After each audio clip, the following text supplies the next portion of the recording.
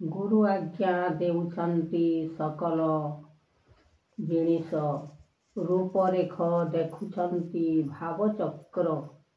ଏହି ଅରୂପ ଆନନ୍ଦ ଅଲେଖ ବ୍ରହ୍ମପାଦ ଜ୍ଞାନଚିତ ବେଦ ଶୂନ୍ୟ ଶୂନ୍ୟ ମହାଶୂନ୍ୟ ଦେଉଛନ୍ତି ଆନନ୍ଦରେ ଦାନ। ଜଗତର ସ୍ୱାମୀ ଦେବ ଅରୂପାନନ୍ଦ ବିଚାରଣ କରୁଛନ୍ତି ସକଳ ବ୍ରହ୍ମାଣ୍ଡ।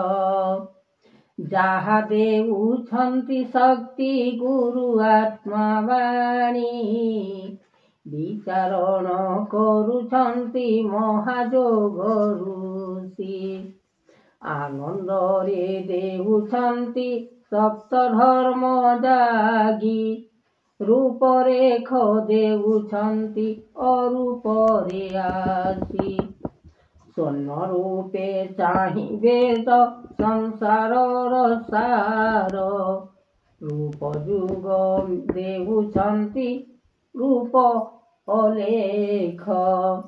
ବ୍ରହ୍ମ ରୂପେ ଜ୍ଞାନ ବେଦ ଦେଲେ ସୃଷ୍ଟି ଆଣି ଦୟାମୟ ରଖିଥାଅ ଆହେ ଚକ୍ର ପାଣି। ବିଚାରଣ କଲେ ନାଥ ଜଗତ ଠାକୁର ଆଦି ଅନ୍ତ ଜଣାଣ ଯେ କଲେ ପରକାର। ଏମନ୍ତ ମହିମା ଜାତ କରିଲେ ନିର୍ମାଣ ସକଲକୁ ଜାତ କଲେ ଦେବ ନାରାୟଣ। ଶୂନ୍ୟ ବେଦ ଶୂନ୍ୟ ରୂପ ଶୂନ୍ୟ ବାଣୀ ଚକ୍ର ଅଲେଖ ଭୁବନେ ଡାକ ଆଦି ଅନ୍ତପୁର। ମହିମାଙ୍କ ବାଣୀ କୀର୍ତ୍ତି ଜୟ ଜୟ ଦେବ ନାରାୟଣ ଦେଉଛନ୍ତି ରାହେ ରୂପରେଖ। ଅରୂପ ଭୁବନେ ଜାତ କରିଲେ ନିର୍ମାଣ ସକଳ ଯେ ଜାତ କଲେ ଦେବ ନାରାୟଣ। ବିଚାରଣ କରୁଛନ୍ତି ଭାବ ଦେବ ଋଷି ଅନେକ ଯେ ପାଦ ଚିତ ପଦ୍ମ ଯେ ଜ୍ୟୋତି। ବିଚାରଣ କରୁଛନ୍ତି ଦେବ ଏ ମହିମା ଅରୂପରେ ଦେଖୁଛନ୍ତି ରୂପ ଚକ୍ରବାନା। ସ୍ୱର୍ଣ୍ଣରୁ ଶବଦ ମାନ ଚିତେ ରଙ୍ଗ ହରି ଅରୂପ ଯାତନା ମାନ ଦେଲେ ବିଚାରି। ସ୍ୱର୍ଣ୍ଣରୁ ଯେ ନାମ ବ୍ରହ୍ମ କରିଲେ ବିଚାର ସତ ଶାନ୍ତି ଗୁଣପତି ଦେଲେ ନାମ ହର। ମହିମା ଯାତନା ଦେଲେ କର କୃପାଣି ସକଳ ଯେ ଜାତ ଦେଲେ ରଖ ଚକ୍ର ପାଣି। ବିଚାରଣ କଲେ ମାତ୍ର ଦେବ ଆତ୍ମା ମୁନି ସଂସାରକୁ ବିଚାରିଲେ ଦେବ ଆତ୍ମା ଘେନି। ରୂପ ଯୁଗ ମହିମା ଯେ ଅବତାର ହୋଇ ନାମ ବ୍ରହ୍ମ ଲେଖୁଛନ୍ତି ଚକ୍ରଧର ଋଷି। ଅନେକ ଭୁବନେ ଜାତ କରିଲେ ନିର୍ମାଣ ସକଳ ଯେ ଜାତ କଲେ ଦେବ ନାରାୟଣ। ନାମ ବୋହିଛନ୍ତି ପ୍ରଭୁ ଅରୂପ ଯେ ହରି ରୂପ ଜାତ କରିଛନ୍ତି ଆହେ ବ୍ରହ୍ମଚାରୀ। ତିନି ଭାଗ୍ୟ କଲେ ନାମ ବ୍ରହ୍ମାଣ୍ଡ ଠାକୁର ଚାରି ଭାଗ କରିଛନ୍ତି କରିବେ ବିଚାର। କେମନ୍ତ ପ୍ରକାରେ ନାମ କହୁଛନ୍ତି ସୃଷ୍ଟି କେହି ନ ଜାଣି ପାରିବ ଆହେ ନର ଗୋଟି।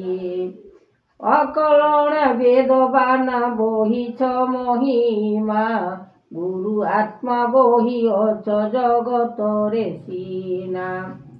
ଚାରି ମୁଖ ଚାରି ଧାମ ଚାରି ଜ୍ଞାନ ବାର୍ତ୍ତା ଯାହା ଦେଉଛନ୍ତି ପ୍ରଭୁ ଶକ୍ତି ଫଳ ଏକା। ମହିମାଙ୍କ ମୂଳ ଜାତ କରିଲେ ନିର୍ମାଣ, ଯାହା ଜାତ କରିଛନ୍ତି ଜଗତରେ ଧାମ। ଅଲେଖ ବ୍ରହ୍ମାଣ୍ଡ ଋଷି ଦେବ ଏକରତା, ଦାତା ଦେଇଛନ୍ତି ପ୍ରଭୁ ସକଳ ଯେକା। ଗୁଣ କୀର୍ତ୍ତି ମହିମା ଯେ ଜ୍ୟୋତି ବ୍ରହ୍ମ ଆଣି, ସକଳ ଯେ ଦେଉଛନ୍ତି ଆହେ ଚକ୍ରମୁନି। ବିଚାରଣ କରୁଛନ୍ତି ମନ ଦେବ ଋଷି, ଆନନ୍ଦରେ କରୁଛନ୍ତି ଜଗତର ସୃଷ୍ଟି। କରୁଣା କେଶବ ନାମ ବୋହିବେ ଉତ୍ତର, ଆଦି ଅନ୍ତ ଦେଉଛନ୍ତି ପରମ ଠାକୁର। ସ୍ୱର୍ଣ୍ଣ ଶବଦରେ ବାଣୀ ଚକ୍ରଧର ମୁନି, ଆଦି ଅନ୍ତ ବିଚାରିଲେ ବ୍ରହ୍ମାଣ୍ଡକୁ ଆଣି। ଏହି ପରୀକ୍ଷାରେ ଦେବ କରିଲେ ବିଚାର, ମନ ଆତ୍ମା ଯୋଗ ତାହା କରିବେ ସଂସାର। ସାର ଏ ବଚନ ମାନ କଲେ ବେଦ ମୁନି, ଜଗତକୁ ଆତ୍ମା ଦେବ କରାଇଲେ ଆଣି।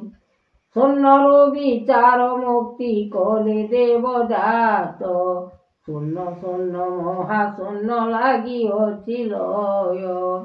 କୃପା କର ଦୀନନାଥ ଦୟାମୟ ମହି, ତୁମ୍ଭେ ଚକ୍ରଧର ଆତ୍ମା ଜଗତର ଋଷି।